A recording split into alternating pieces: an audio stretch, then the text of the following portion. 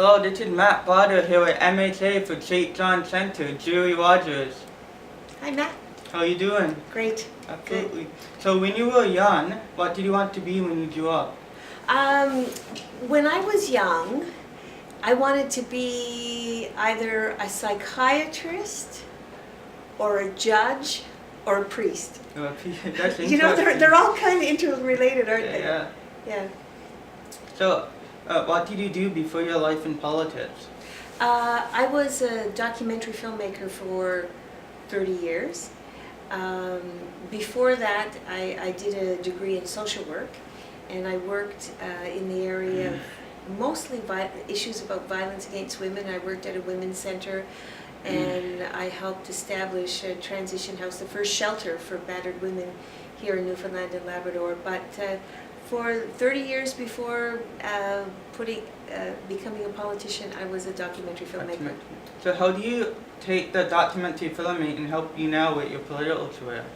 Well, I loved making documentary films, and most of my films were about human rights issues, women's issues, issues of equality and fairness.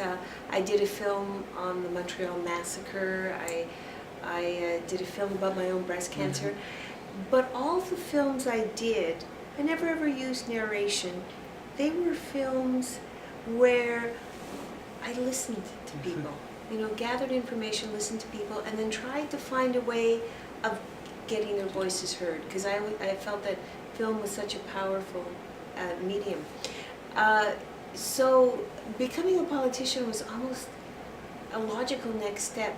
I remember when I started going door to door, it's not unlike making a documentary film, because you go out there, you knock on doors, you never know what's going to happen when that door opens, and I felt my role was to listen to people, to hear their stories, to really listen with the intent of hearing, and then to gather those stories, and then to try and clear a space so those stories could be heard. That my role as a politician, as an opposition member, is to say, hang on a sec, what about these people? Hang on a sec, what about this that's happening? And that's what my films were about. They were about saying, hang on, take a look at this. Something has to change here, something has to get better. And that's what I did as a documentary filmmaker. That's what I do as a politician. Absolutely. So it was like a real natural progression. So it's being a politician now, it's something that evolved over time. It's not something that you set out to be. No, I never, ever in 1,000 years dreamt that I would be elected, you know, to be elected representative of the people. I still find I'm not comfortable saying I'm a politician. That doesn't kind of roll off my tongue very easily. And when people say, what do you do? And I say, I work for the people. And it just so happens that getting this job, there was a really complicated and long job interview involved. In terms of that, the election was the job interview. And so basically, you know, this is for 4 years, my term is, you know, this first term is 4 years, and for 4 years, my responsibility is to work for the people. It's all about the people. Yeah. Absolutely. So last election you ran against the former cabinet minister and won. How did you do that? Well, you know, a lot of people thought, even my own party, were not really happy with the district that I chose to run in. There was a very strong, well-liked cabinet minister, Sean Skinner. He was the Minister of Natural Resources in a time when that whole area was so important in the province in terms of province's economy. But it was a district that I felt very connected to. It was my neighborhood, and it's a district with a real varied population. It has the highest number of social housing units. There's such a variety of people in that district, but again, my father grew up in that area, and I just felt that's where my heart was. And I never felt that I was out to beat a cabinet minister, and oh, wouldn't that be great?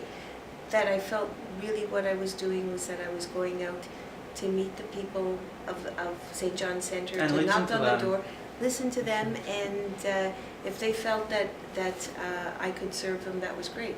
And I was also running for a particular party. I was running for the New Democratic Party, which I felt really was where my heart is, where I am politically and philosophically. So I had no idea if I would win. Again, a lot of people said, "Why are you running there? Why don't you run in an easier district?" And we won. You won. Now We you're won. here. Yeah. So when did your interest in politics begin? My interest in politics? Yes. Well, I was a breech birth.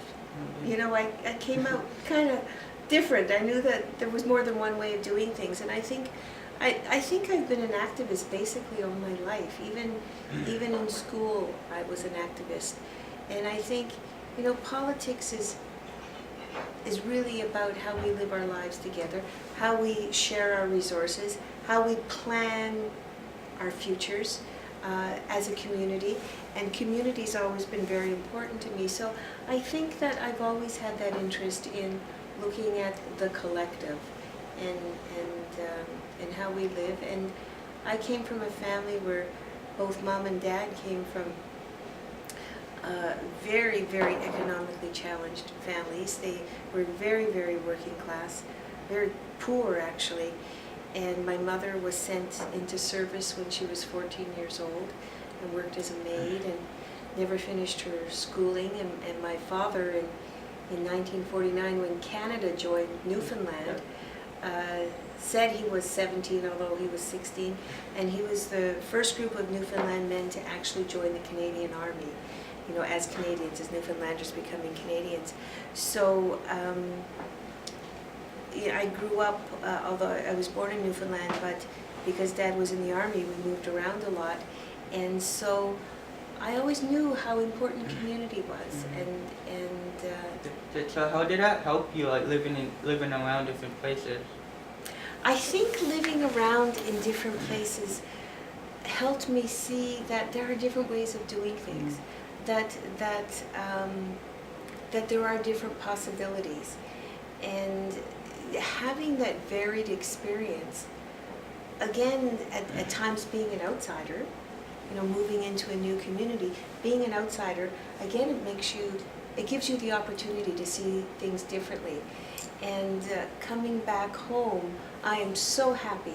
I'm so happy to be a Newfoundlander and Labradorian. I am so happy to be living in Newfoundland and Labrador. But I'm also so happy to have had that opportunity to have those different experiences, which I can bring to the table. But also, the byproduct of that is hopefully it makes you a person that is more open to diversity, to again seeing things differently and seeing different possibilities. Absolutely. So when did you join the NDP party? When did I join the NDP? Oh God, I can remember the first time knocking on doors, and it was with Jack Harris when Nancy Rich was running. And man, that was over 30 years ago. Yeah, and I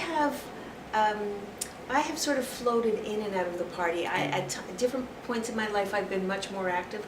At other times in my life, I've pulled back, not for any other reason except I was so absorbed But you were in doing still a it. member though. Yeah, and then, you know, I would be working on a film or something, so, you know, my energies would be directed somewhere else.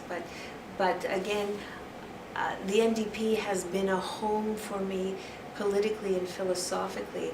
And I also think as Newfoundlanders and Labradorians, where we have grown up taking care of each other, building each other's houses, helping each other, you know, hunt a moose or fish, and that in fact, the NDP in so many ways is a natural fit for us in terms of how we live our lives culturally.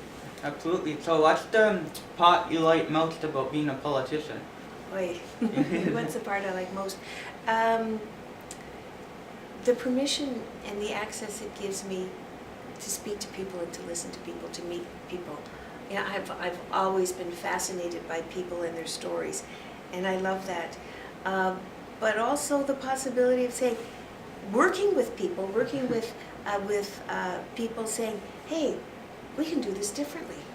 There's something we can do about that. I think it's such a privilege to be able to do that, and to be paid to do activism is such an honor and a privilege. I just feel so incredibly lucky. Absolutely. So what's the most challenging part about being a politician?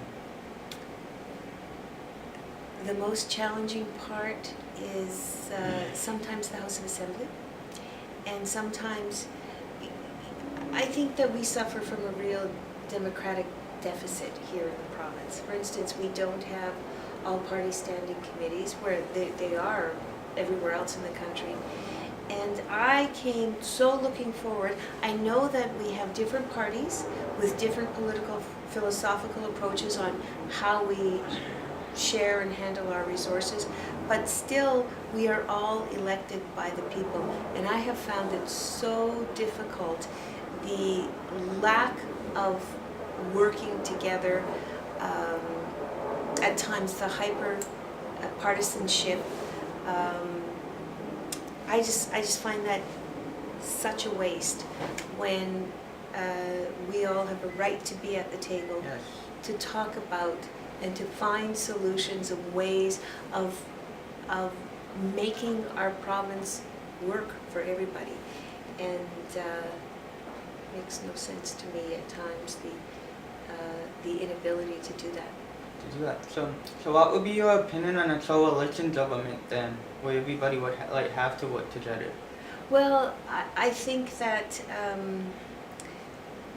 that's what we should all be doing anyways. You know, that we all should be kind of pulling for the ultimate same goal. And I think we really need to look at democratic reform, that we need to look at a different way of how we do our elections, because so many people aren't involved. And so somebody can be a majority government even though they haven't got the majority of the popular vote. So I would like to look at, I think we need to look at electoral reform. So maybe vote online. Or to look at proportional representation, Yes, which is so important, so people feel that their vote really does count. And we need to do that. Now, it's a hard one to mount because people think, oh yeah, well that's kind of boring. But also governments who are in power, they're not interested in proportional representation because the system as it is now works for them if they're in a majority situation. But Canada and the US are among the very few Western nations that don't use a form of proportional representation. So, why is that?